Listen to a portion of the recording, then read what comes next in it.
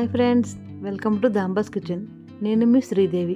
ఈరోజు నేను చేయబోయే రెసిపీ ఎంతో రుచిగా ఉండే యాపిల్ హల్వా. ఈ యాపిల్ హల్వాకి ఏమేం కావాలో చూసేద్దామా మరి. మీడియం సైజ్ యాపిల్స్ 4, గింజలు తీసేసి ఇలా చిన్న చిన్న ముక్కలుగా కట్ చేసుకోవాలి. చక్కెర 200 గ్రాములు, కార్న్ఫ్లోర్ 2 టీ స్పూన్లు, నెయ్యి 3 టేబుల్ స్పూన్లు, 1 టేబుల్ స్పూన్ బాదం పప్పు, 1 టేబుల్ స్పూన్ జీడిపప్పు చిన్న చిన్న ముక్కలుగా కట్ చేసుకున్నవి, పంప్కిన్ సీడ్స్ 1 టేబుల్ స్పూన్, యాలకుల పొడి 1/2 టీ స్పూన్. ఈ యాపిల్ హల్వా ఎలా తయారు చేయాలో చూసేద్దామా మరి. ఇప్పుడు ఒక మిక్సీ జార్లో యాపిల్ ముక్కలు వేసి వాటర్ వేయకుండా మెత్తని పేస్ట్గా చేసుకోవాలి. ఇప్పుడు స్టవ్ వెలిగించుకుని అడుగు మందంగా బాండి పెట్టుకోవాలి. ఇప్పుడు 1 టేబుల్ స్పూన్ నెయ్యి వేసుకుని కొద్దిగా వేడయ్యాక జీడిపప్పు బాదం పప్పు ముక్కలు వేసి దోరగా వేయించుకోవాలి.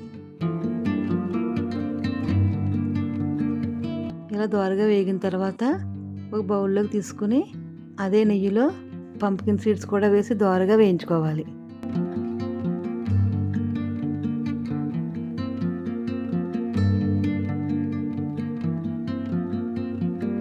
ఇప్పుడు అదే నెయ్యిలో మిక్సీ పట్టి ఉంచుకుని యాపిల్ పేస్ట్ వేసి 5 నిమిషాలు మీడియం ఫ్లేమ్లో కలుపుతూ ఉడికించుకోవాలి.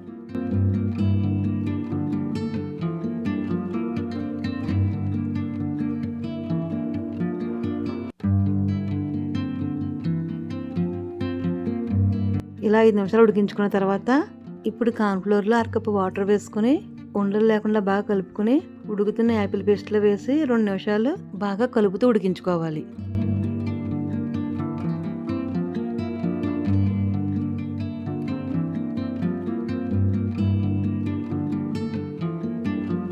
ఇలా 2 నిమిషాలు ఉడికిన తర్వాత చక్కెర వేసి మీడియం ఫ్లేమ్లో 10 నిమిషాలు కలుపుతూ ఉడికించుకోవాలి.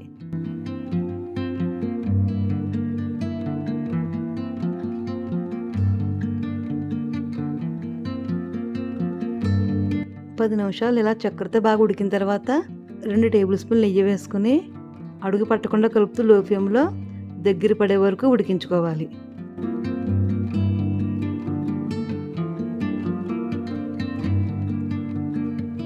ఇలా కొద్దిగా దగ్గర పడిన తర్వాత యాలకుల పొడి, వేయించి ఉంచుకున్న డ్రై ఫ్రూట్స్ వేసి హల్వా టెక్స్చర్ వచ్చేంత వరకు కలుపుతూ ఉడికించుకోవాలి.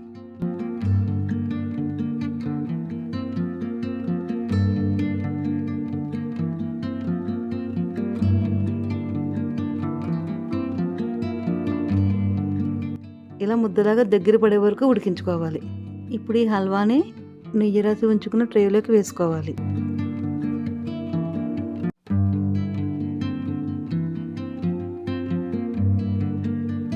ఇప్పుడు ఈ హల్వాని డ్రై ఫ్రూట్స్తో గార్నిష్ చేసుకుని 2-3 గంటలు పూర్తిగా చల్లారనివ్వాలి.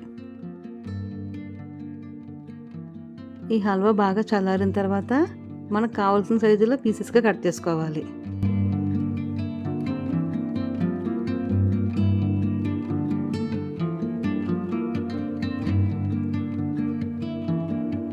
ఎంతో రుచిగా ఉండే యాపిల్ హల్వా రెడీ. నా వీడియో కనుక మీకు నచ్చినట్లయితే please like, share and subscribe.